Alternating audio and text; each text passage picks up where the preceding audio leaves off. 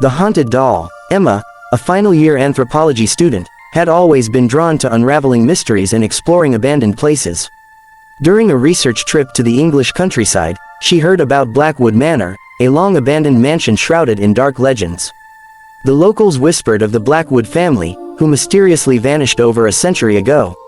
The only trace left behind was a porcelain doll belonging to their youngest daughter, Lily. Many claimed the doll appeared at the attic window at night, its lifelike eyes watching anyone who dared approach the manor. Intrigued by the story, Emma convinced her best friend James to accompany her. They arrived at Blackwood Manor just as the sun dipped below the horizon.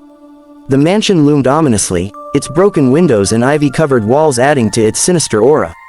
"Are you sure about this?" James asked, hesitating at the creaking gate. Emma grinned. "Come on, where's your sense of adventure?" They stepped onto the overgrown pathway, pushing open the heavy front door. A musty, oppressive air greeted them. The grand staircase was covered in layers of dust and cobwebs, and faded portraits stared down at them with hollow eyes. Their flashlights illuminated the decaying interior as they ventured deeper. On the second-floor landing, Emma froze. Sitting on a dusty chair was the infamous porcelain doll. Its glass eyes shimmered in the dim light, and its delicate lace dress was faded and torn. "That's creepy," James muttered, keeping his distance. Emma, unable to resist her curiosity, approached the doll. She gently picked it up, marveling at its craftsmanship. Suddenly, a faint giggle echoed through the hallway. "Did you hear that?" Emma asked, her voice trembling. James nodded, his face pale. "We should leave, now." Before they could move, the door slammed shut behind them, and footsteps echoed from above. The air grew colder, and the faint giggle returned, this time closer. "This isn't funny," James yelled, but his voice cracked with fear. The lights of their flashlights flickered as a shadow moved at the top of the stairs.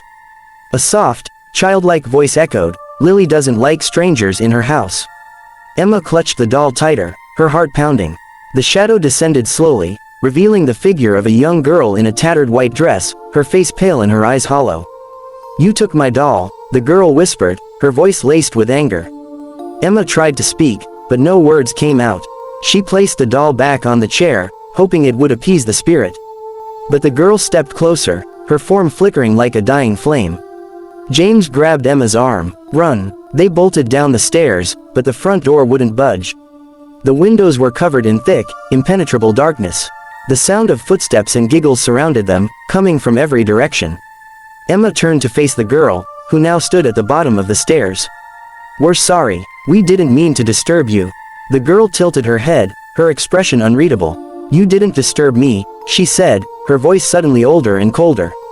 "You're here to stay." The room plunged into darkness, and Emma felt icy hands grip her arms. James screamed, but his voice was abruptly silenced. The last thing Emma saw was the doll's lifeless eyes staring into hers, and then everything went black. The next morning, Blackwood Manor was silent as ever. The villagers noticed two new figures in the attic window, Emma and James, their faces pale and frozen in terror, forever trapped in the house's curse. And beside them sat the porcelain doll, its glass eyes glinting in the morning light, waiting for its next visitors.